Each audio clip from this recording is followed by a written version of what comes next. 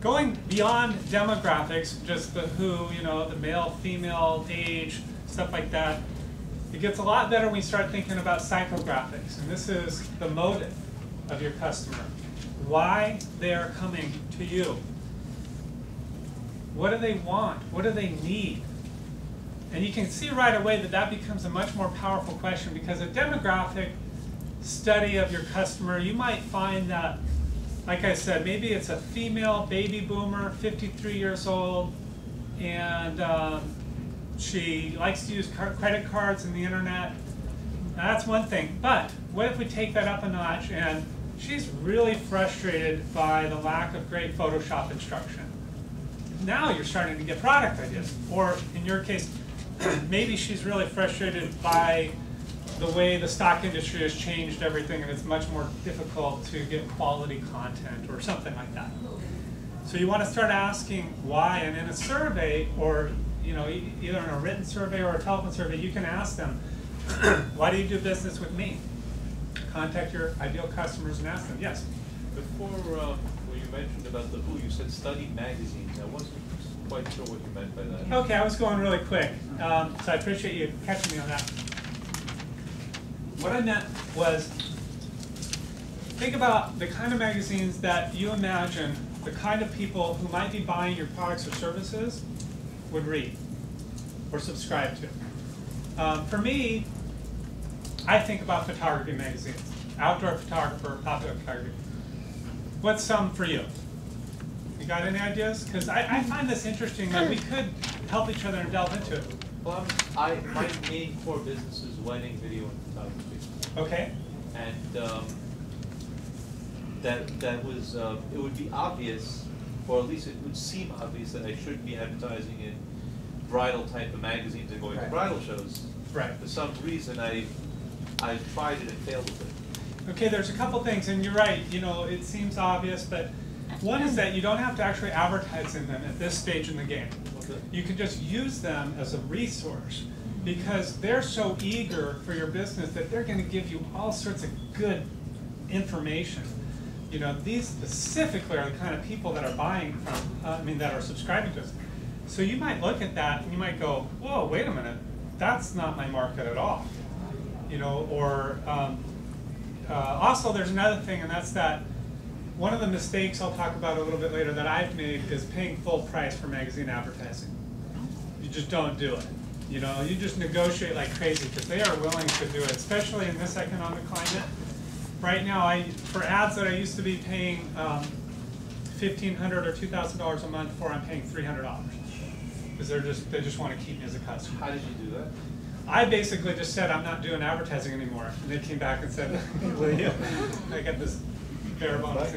But what you do is, if you're in no real hurry, here's a great tip. You just kind of say you're interested, but don't sign the dotted line.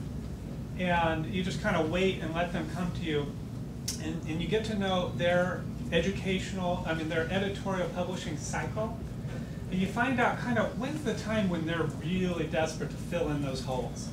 And that's when you call them and say, I was thinking about it, I'm not really sure if I can, but or want to, but do you got any, they call it remnant spaces, and you can get a bargain price for magazine advertising that way. But what I'd like you to do is just kind of study it as a way to get to know who you're serving at this point, to take you to the further step. And something like that for a regional? Yeah, this is Yankee Magazine for a regional, and they have a website, and it just kind of networks out into all kinds of things. Yeah, you just think about who you're serving. If it's editors, what kind of magazines are editorial people reading? Yeah? I've noticed a lot of magazines, if you can dig up the page where they have an age and a rate card, a lot of times they will publish the demographics right there on the website. Right, exactly. So it's like a free treasure of information. You can get all the information usually right from a media kit that you can download on the website, or you don't even have to jump through hoops to get it. So that is very helpful. Thanks for bringing that up. So something else about magazines, but maybe it'll occur to me later. So what you're trying to do as you're studying this information and as you're surveying your customers is just finding hidden frustrations. And not only do you want to uncover these things that they're wanting or needing or feel a little bit of pain or frustration about, just so you could provide them with a solution to that, that would be wonderful. But at the very least, you just want to stop doing that yourself or in your company. So like if you talk to, just interview a few of the people who do actually do business with you, say what frustrates you about doing business with my company or with me? Often they won't answer it the first time. You know, they'll say, oh no, I love you, everything's great. But you say, no, really, has there been anything? And you kind of have to press it a little bit. And if they don't, then you can go on to the next stage of what frustrates you about doing business with others. You know, and then you might start getting little things, and maybe it's like, oh, I hate it when the telemarketers call. You know, or I really hate it when the photographer said they would have all my images by this time and they didn't deliver on time. So then you got to eliminate that from your work vocabulary. You got to totally get rid of that thing to keep your customers as delighted, raving fans. So there's two benefits of finding those frustrations. One is you can make sure your experience is very positive, and two is you can have fun inventing new products. And the beauty of that is that you already have this customer. You already have them as an acquired person, so you're just providing another product, and that's where all the profit comes in. Because the cost of customer acquisition is very high. It's very expensive to do that magazine advertising because you're trying to get a new customer. But if you can come up with something that is fulfilling another need, like maybe there's a follow-up package sale, it's been a year, would you like another order? You know, something like that.